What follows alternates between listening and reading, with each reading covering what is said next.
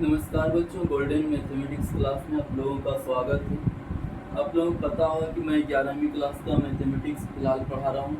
11वीं क्लास के मैथमेटिक्स में पाठ नंबर 15 है, जिसका नाम है अनुक्रम तथा श्रेणी। अंग्रेजी में सीक्वेंसेस एंड सीरीज के नाम से जानते हैं।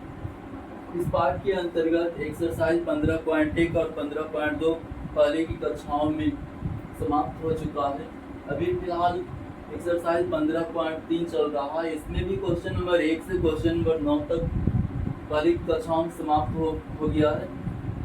आज क्वेश्चन नंबर 10 से आगे बढ़ा रहा हूँ। मैं एक एक क्वेश्चन करके बतला रहा हूँ। बिहार बोर्ड एग्जामिनेशन के लिए कक्षाएं हैं।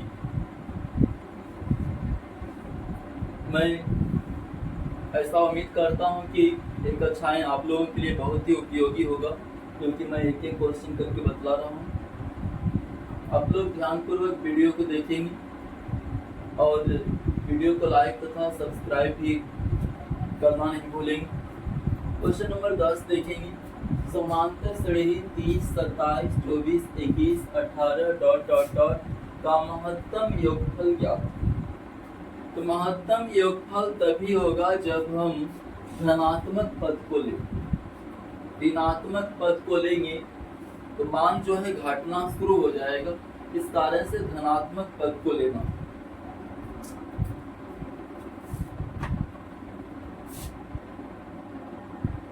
महत्तम योगफल के लिए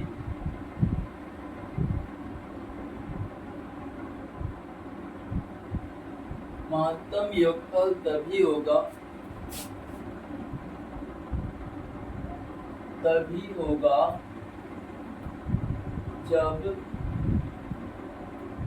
पदों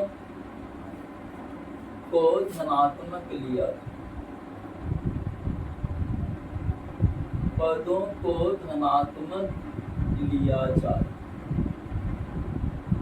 धनात्मक पद हम लेंगे तभी जो है योगफल महत्तम होगा, और यदि माइनस वाला को शामिल कर देंगे तो मान घटना शुरू हो जाएगा।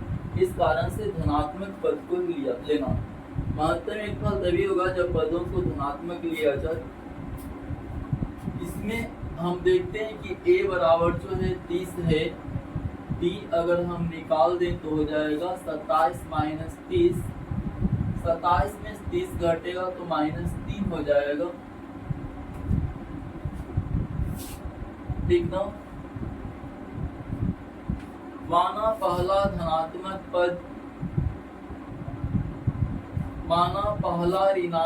पद इनवा पद है। पहला ऋणात्मक पद इनवा पद है, इसलिए tn ऋणात्मक पद है तो निश्चित है कि 0 से छोटा ही होगा। ऋणात्मक संख्याएं 0 से छोटी होती है, इस कारण से tn जो है 0 से छोटा हो जाएगा, क्योंकि ऋणात्मक पद है इनवा पद। tn को हम बोलेंगे a plus n-1 into d छोटा होगा 0 से। a का मान हम बोलेंगे 30 है प्लस n-1 इंटू d का मान -3 है, छोटा होगा 0 से। 30 -3 से गुना करेंगे तो हो जाएगा -3n।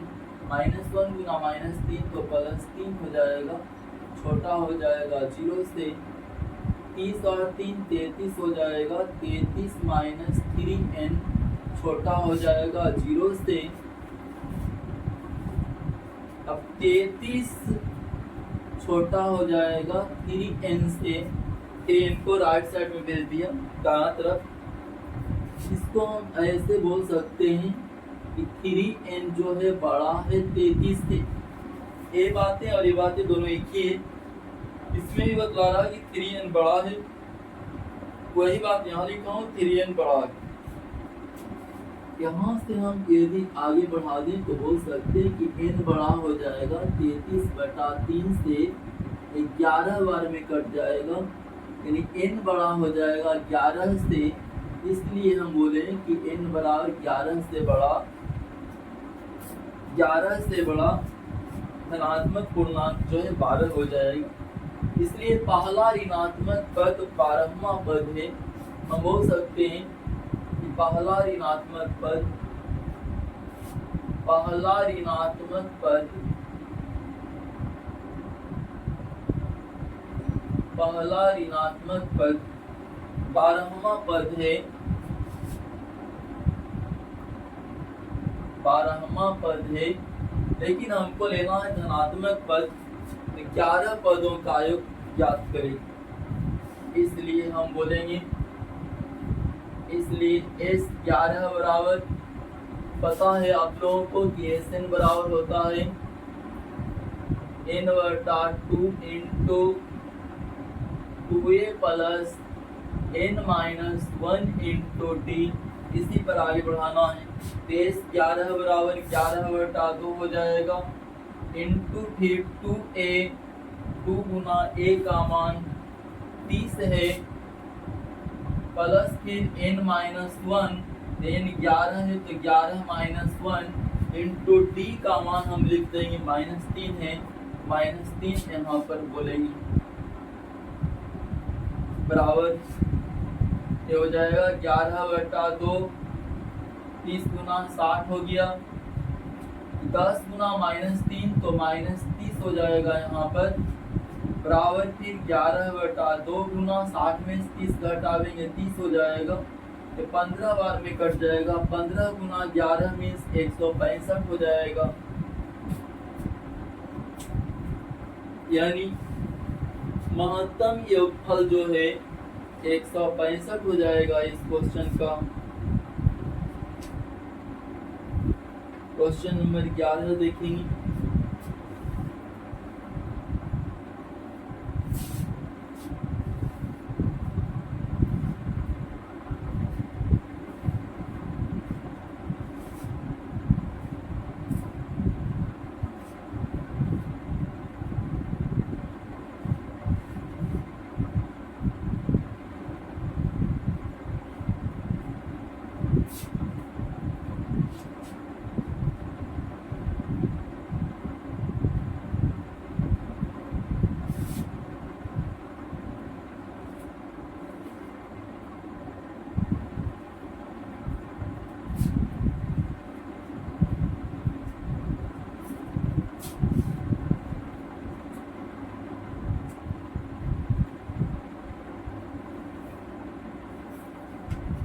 क्वेश्चन नंबर 11 है,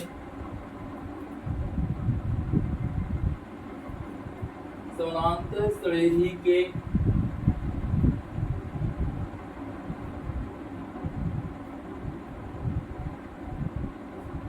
आठ पदों का योगफल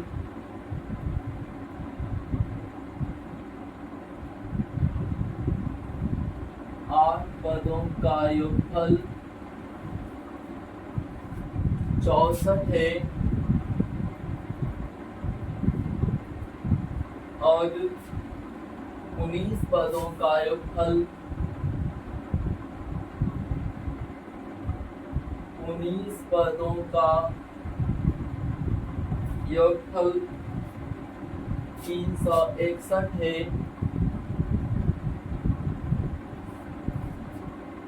तो इन पदों का योगफल ज्ञात कीजिए। तो इन पदों का योगफल, इन पदों का योगफल ज्ञात कीजिए।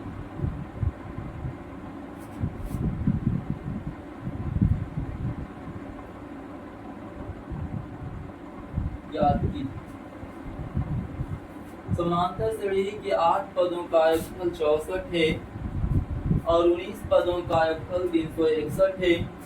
तो इन पदों का योगफल ज्ञात।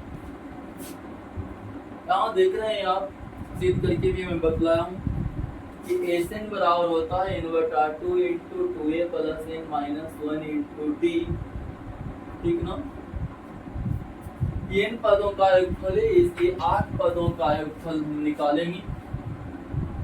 चलो एक बार लिख मैं दे रहा हूँ, एस एन बराबर इनवर्टा 2 into 2a plus n minus 1 into D, इसलिए एस 8 बराबर हो जाएगा 8/2 into 2a plus 8 minus 1 into D बराबर हम बोलेंगे 8 पदों का योगफल 64 है।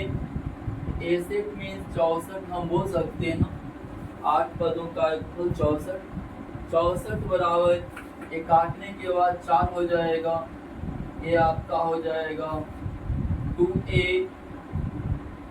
प्लस 7d, 1600 के 64 हम काट देंगे, ये बोल देंगे कि हो गया 2a प्लस 7d बराबर 16। ये समीकरण नंबर 1 समझेंगे, 2a प्लस 7d बराबर 16। चूंकि S 19 बराबर लिख रहा है कि S 19 जो है वो कितना है भाई, तो 361 है। S 19 361 है ना, या ऐसे आप बोल सकते हैं कि S 19 बराबर हो जाएगा 19/2 into 2a plus n minus 1 means 19 minus 1 into D बोलेंगे। S 19 कहने का मतलब 361 यहाँ हम बोल देंगे बराबर 19/2, ये आपका हो जाएगा 2a प्लस 18d। 19 गुना 19 361 हो जाएगा, काटने के बाद 19 हो जाएगा, यहाँ पर काटने के बाद 19 मिल रहा है, ठीक ना। ये हो गया 19 बराबर यहाँ 1/2, ऊपर में ना कुछ तो 1 है, तो कॉमन हम ले लेंगे, a प्लस 9d बच जाएगा, a प्लस 9d, ये दो हम काट देंगे, ये हो गया आपका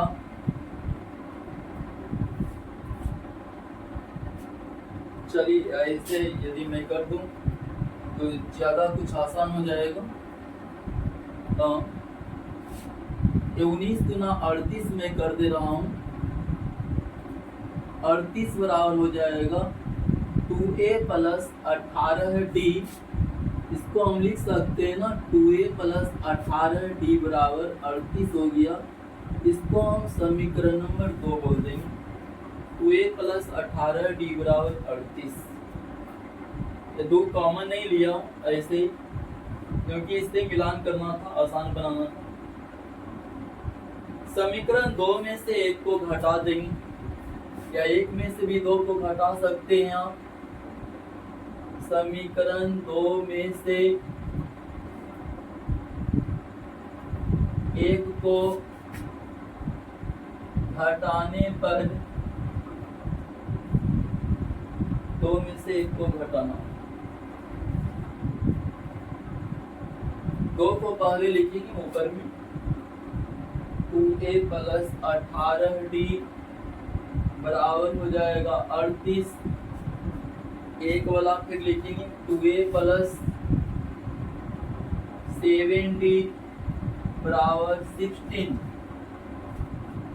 घटाने क्रम में चिन्ह बदलता है, प्लस के नीचे माइनस लिखेंगे, प्लस के नीचे माइनस, 16 में प्लस है तो उसके नीचे माइनस, 2a कट जाएगा प्लस माइनस, 18d में से 7d घट जाएगा तो हो जाएगा 11d, और 38 में 16 घटावेंगे तो 22 हो जाएगा, d बराबर हो जाएगा 22/11, 11 दूना 22 हम काट देंगे बराबर 2 बोल देंगे।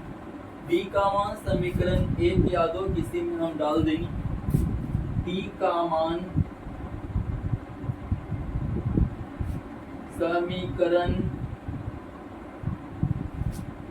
समीकरण 1 में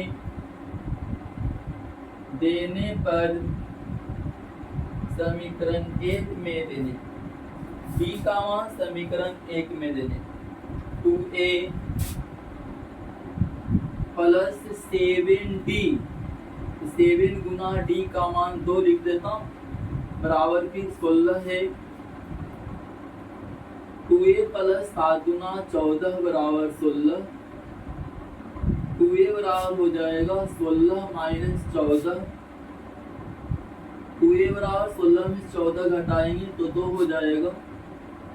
a बराबर 2/2 बोल देंगे, एक बार में कट जाएगा, बराबर 1 हो गया।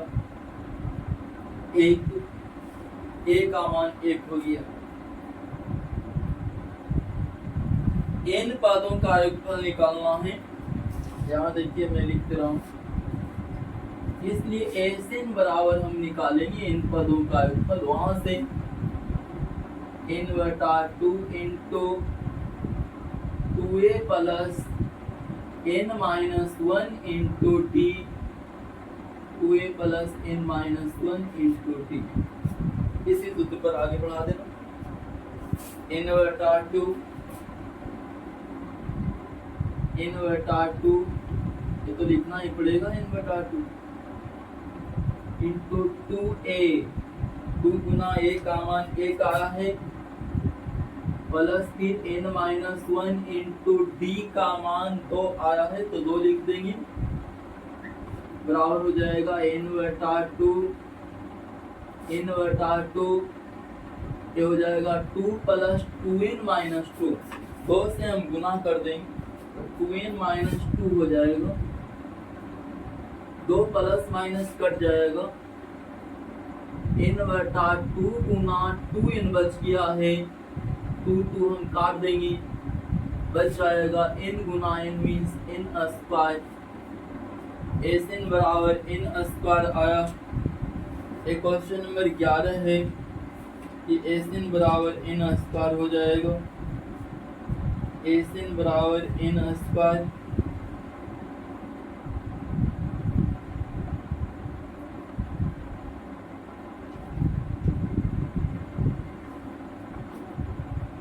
क्वेश्चन नंबर 12 देखेंगे।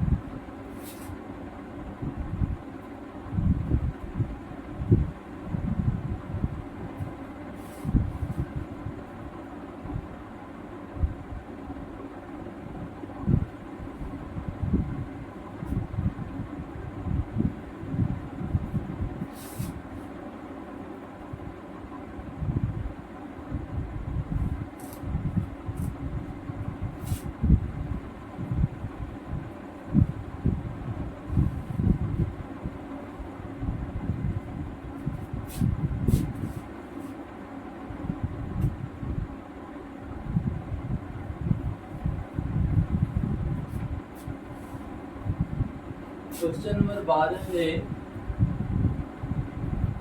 एक समांतर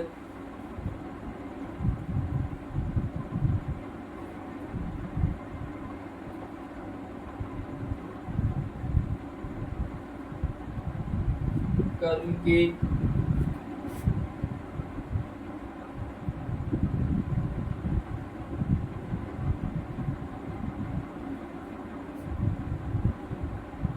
ढंग से लिखा हुआ समांतर कर्म के पहले 4 पदों का योग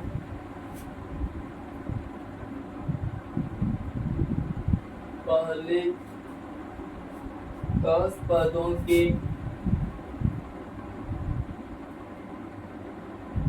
10 पदों के योग का आधा है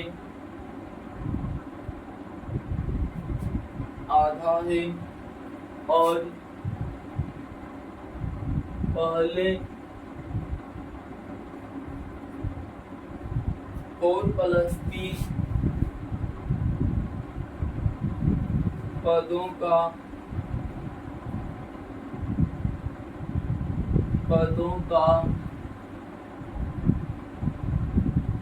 योग का भी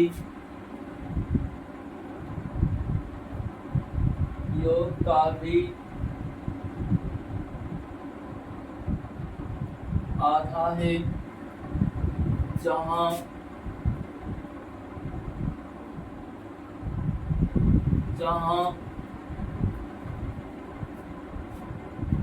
p is not equal to 0, p is not equal to 6, तो दिखाइए कि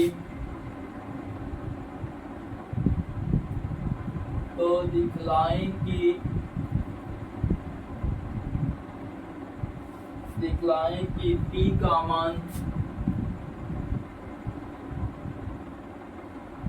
मान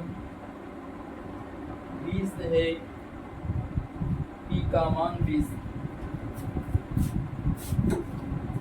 बोला एक समानांतर अनुक्रम के पहले 4 पदों का योग पहले 10 पदों के योग का आधा है और पहले 4 प्लस p पदों का योग का भी आधा है, जहाँ p is not equal to 6, p 6 के बराबर नहीं है, तो दिखाएं कि p का मान 20 है। क्योंकि बतला रहा है कि पहले 4 पदों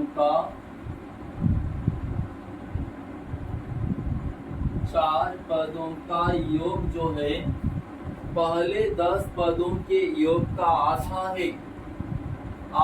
है किसका? पहले 10 पदों का योग,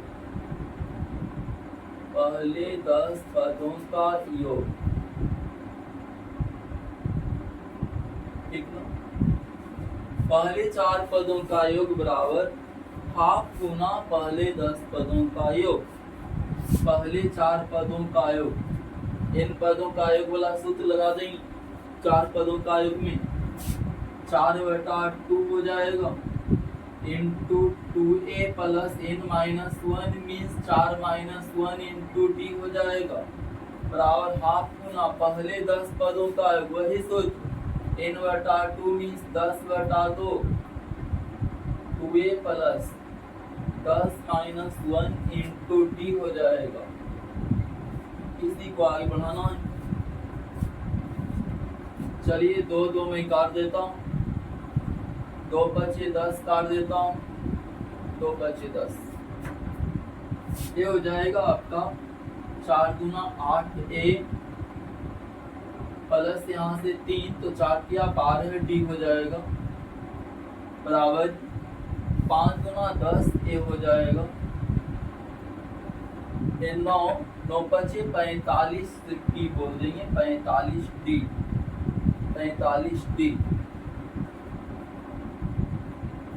एक तरफ सबको कर देते हैं, 10a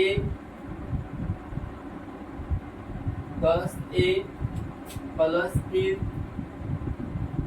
45d बराबर,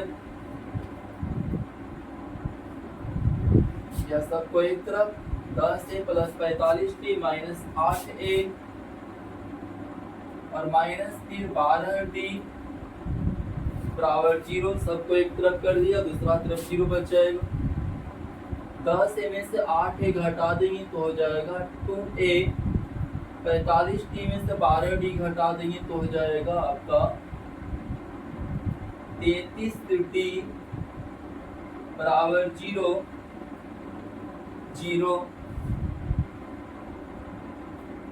इसलिए यदि मैं चाहूं तो ये निकाल सकता हूं, a, ध्यान देंगे 2a बराबर हम बोल देंगे हो जाएगा माइनस 33d, a बराबर हो जाएगा माइनस 33d/2, a का मान हो गया।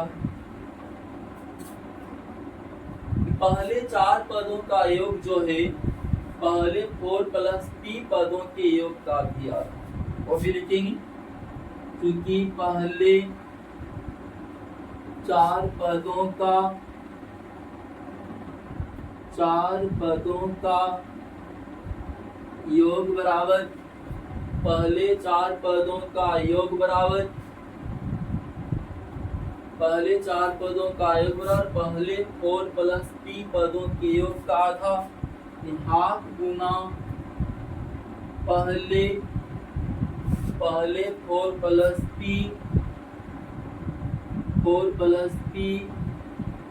पदों का योग। पहले 4 पदों का योग बराबर पहले 4 प्लस p पदों के योग का आधा।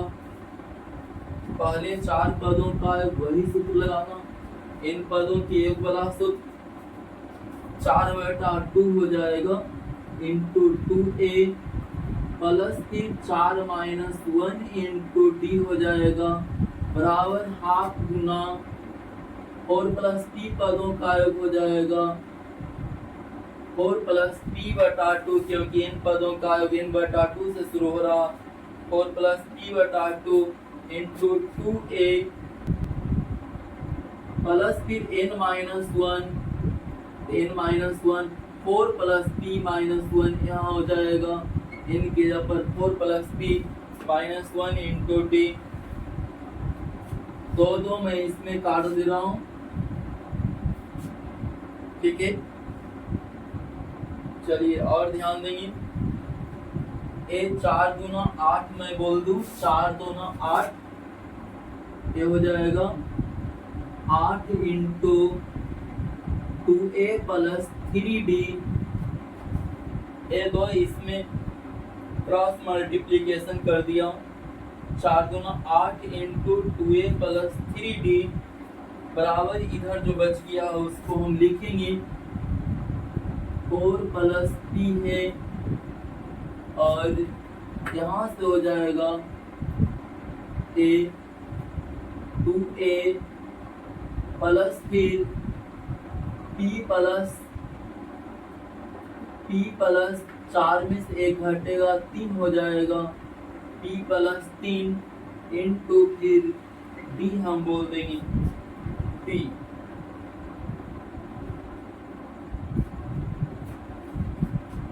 ध्यान नहीं, 2a का मान यहाँ से ही मैं रख दूं -33d, तो देखिए क्या हो जाएगा 8 इंटू 2a का मान -33d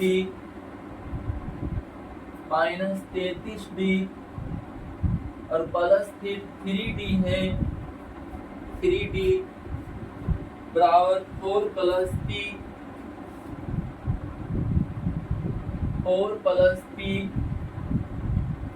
और 2a फिर आ गया तो फिर हम लिख देंगे -33d -33d 2a की जगह पर प्लस फिर प्लस के बाद p plus 3d p plus 3 into d। इस ढंग से 2a की जगह पर -33d रख दिया हूँ, 2a की जगह पर -33। और आगे बढ़ा रहा हूँ 8 इंटू 3d में से 33d घटा देंगे तो -30d हो जाएगा, -30d बराबर हो जाएगा इधर 4 प्लस p और फिर -33 प्लस फिर p प्लस 3 और d कॉमन, d निकाल लेंगे तो -33 और प्लस इसमें p प्लस 3 बच जाएगा। ध्यान देंगे 8 गुना -30 तो -240 हो जाएगा, 80 उससे काट दिया है बराबर फिर हो जाएगा 4 प्लस p इंटू p और -30 हो जाएगा, p -30, 3 में से 33 घट जाएगा तो -30। आगे बढ़ाना माइनस 240 बराबर गुना कर देंगे 4 गुना पी तो 4p हो जाएगा। 4 गुना माइनस 30 तो माइनस 120 हो जाएगा। p गुना p तो p अस्पार हो जाएगा। p गुना माइनस 30 तो माइनस 30p बोल देंगे। सबको एक तरफ हम कर देंगे। p अस्पार 4p में से 30p घट जाएगा तो माइनस 26p हो जाएगा। और माइनस 120 है, इसको भी हम राइट साइड कर दे रहा हूँ तो प्लस 240 लेफ्ट साइड में 0 बच जाएगा। p अस्पार 4p में से 30p घट जाएगा तो माइनस 26p माइनस 120 माइनस 240 जो है राइट साइड में गया तो प्लस 240 हो जाएगा। इधर 0 बच गया है और हम आगे बढ़ा देंगे तो हो जाएगा p अस्पार माइनस 26p 240 में से 120 घट जाएगा तो 120 बच जाएगा। गुणनखंड हम निकाल देंगे। p अस्पार minus 20p minus 6p plus 120 बराबर 0 और आगे बढ़ा रहा हूँ। p कॉमन तो p माइनस 20 माइनस 6 कॉमन तो p माइनस 20 हो जाएगा बराबर 0। यहाँ से हम देखेंगे p माइनस 20 की कॉमन अगर हम ले लें तो p माइनस 6 बच जाएगा बराबर हो जाएगा 0 के। यहाँ से हम निकाल देंगे तो p माइनस 20 बराबर 0 हो जाएगा। क्योंकि p माइनस 6 बराबर 0 अगर हम करते हैं तो p बराबर 6 हो जाएगा, जो कि बराबर नहीं दिया हुआ। तो p माइनस 20 बराबर 0, यहाँ से हम देख लेंगे तो हो जाएगा p बराबर 20। यही सिद्ध करके बतलाना था कि p का मान जो है इतना 20 हो जाएगा।